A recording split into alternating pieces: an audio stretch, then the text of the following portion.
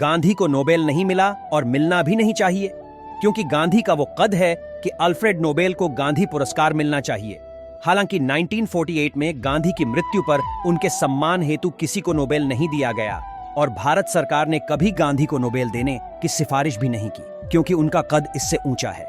जबकि गांधी जी नॉमिनेट हुए थे, लेकिन इंग्लैंड की सरकार के खिलाफ जाने की हिम्मत नोबेल कमेटी में नहीं थी।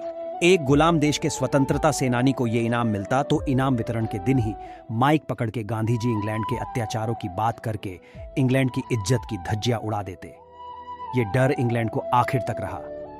मैं तो कहती हूं, दुनिया भर के जितने महात्मा हैं, सबके लिए सबसे बड़ा पुरस्कार गांधी पुरस्कार होना चाहिए। ये अलग बात है, गांधी के समर्थक और विरोधी तब भी थे और आज भी है, सबके अपने तर्क है। जैसे वर्तमान में ही लोग कहते हैं कि पाकिस्तान को पैसे देने के कारण गांधी को गोडसे ने मारा, जबकि सत्य ये है कि गांधी पर आज़ादी से पहले भी 5 बार जानलेवा हमला हो चुका था।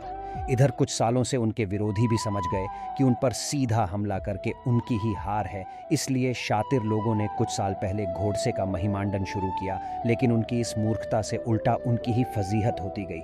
हाल ये हुआ कि शाखा में दिन रात गांधी को गाली देने वाले को भी विदेश में जाकर उनका ही गुणगान करना पड़ा।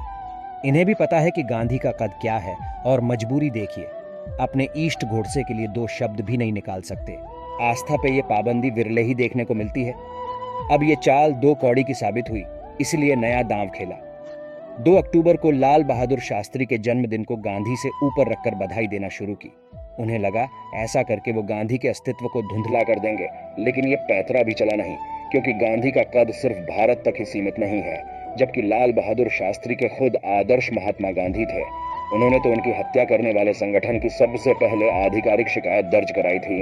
विचारों का पवित्र व्यक्ति लाल बहादुर को भी उतना ही सम्मान देता है जैसे भगत सिंह चंद्रशेखर आजाद आदि को। इसलिए जब इन लोगों ने लाल बहादुर को सम्मान देना शुरू किया तो लोगों ने सहर्ष स्वीकार किया, लेकिन दिक्कत ये है कि इनको गांधी के समकक्ष लाकर मुकाबले पर खड़ा नहीं कर सकते। ये महान विभूतियां स्वयं गांधी जी के विचारों का सम्मान करती थीं। यहाँ तक सुभाष चंद्र बोस ने भी अपनी आज़ाद हिंद फौज की टुकड़ियों के नाम गांधी और नेहरू के नाम पर रखा। एक बात याद रखिए, गांधी जी अहिंसा कहीं विदेश से खरीद कर नहीं लाए थे, बल्कि ये भारतवासियों के भीतर उगती है। इसलिए अब ये मूर्खता छोड़िए कि गांधी को आप मिटा देंगे। गांधी को आप पढ़ेंगे तो अनुभव करेंगे कि वो जन्मजात महान नहीं पैदा हुए। उन्होंने बहुत सी गलतियां की, लेकिन हर गलती को उन्होंने स्वीकारा और उसे सुधारा। पहले उन्होंने अपने लिए ही सोचा, जैसे एक बड़ी आबादी सोचती है, जैसे हर आम व्यक्ति सोचता है, अपने जीवन को बेहतर बनाना, अच्छी पढ़ाई करना और अपने परिवार का दायित्व उठाना। सब कुछ व्यक्तिगत ही था। कई अप्रत्याशित घटनाएं भी हुई, इसलिए मैं कहता हूं कि कोई बुराई नहीं है। अपनी व्यक्तिगत जीवन के लड़ाई लड़ने में गांधी को जब ट्रेन से फेंका गया तो उनके हमको ठेस लगी। ये पूरी तरह से व्यक्तिगत लड़ाई थी, लेकिन व्यक्तिगत लड़ाई भी व्यापक होनी चाहिए। उन्होंने मुझे नीचे फेंका को हथियार बनाया और क्यों फेंका इस कारण के विरुद्ध व्यापक युद्ध छेड़ा। उन्होंने कारण तलाशा। वो चाहते तो जिसने फेंका है उससे सीधे लड़ाई लड़ते, लेकिन उन्होंने उस कारण के विरुद्ध लड़ाई लड़ी जिसकी वजह से कोई भी गांधी ट्रेन के नीचे फेंका जा सकता था। कई बार जब हम जातिवाद, भ्रष्टाचार को स्वयं झेलते और उसके विरुद्ध लड़ते हैं तो ये लड़ाई केवल हमारी नहीं, सबकी हो जाती है। आप अपनी भी लड़ाई लड़िए तो कारणों पे लड़िए जिसका लाभ पूरा समाज उठा सके। ये क्रोध का समाज से होता हुआ राष्ट्र और राष्ट्र से होता हुआ विश्व हित हेतु असाधारीकरण है। गांधी बनना इसलिए आसान नहीं है। बहुत से उदाहरण है जहां उस समय के राष्ट्राध्यक्षों ने उनकी प्रशंसा की, जबकि वर्तमान के दुनिया के सबसे बड़े देश अपने देश दुनिया को गांधी के विचारों पर चलने की नसीहत देते हैं।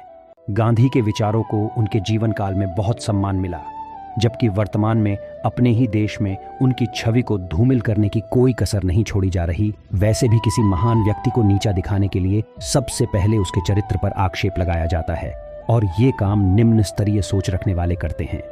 अहिंसा गांधी का वो अस्त्र था जिसका इस्तेमाल गांधी से पहले किसी ने भी राजनीतिक सत्ता के विरुद्ध नहीं किया था, जबकि उनके अलावा भी देश की स्वतंत्रता में बहुत से देशभक्तों का योगदान मानती हूँ। हम सब उन महान आत्माओं के ऋणी हैं, लेकिन गांधी एक अलग छाप छोड़ते हैं। हमारे प्यारे बापू गांधी जी के जन्म पर उन्हें कोटि कोटि नमन।